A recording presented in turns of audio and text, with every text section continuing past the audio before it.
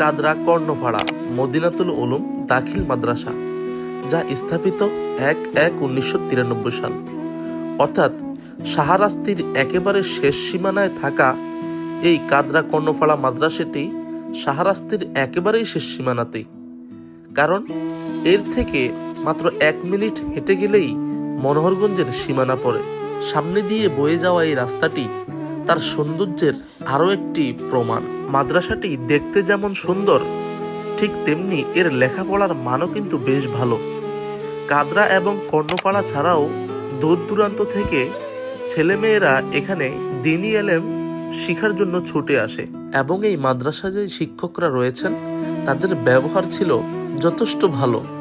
আমাকে দেখে তারা বুঝতে পেরেছেন যে আমি ভিডিও করতে এসেছি, আমার সাথে খুব ভালো ব্যবহার করেছেন এবং নাস্তার খাওয়ার জন্য বিশেষভাবে অনুরোধ করছেন।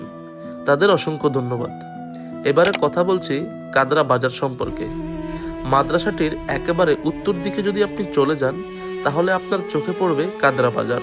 সামনে যেই দোকানপাটগুলো দেখছেন এটিই মূলত কাদরা বাজার।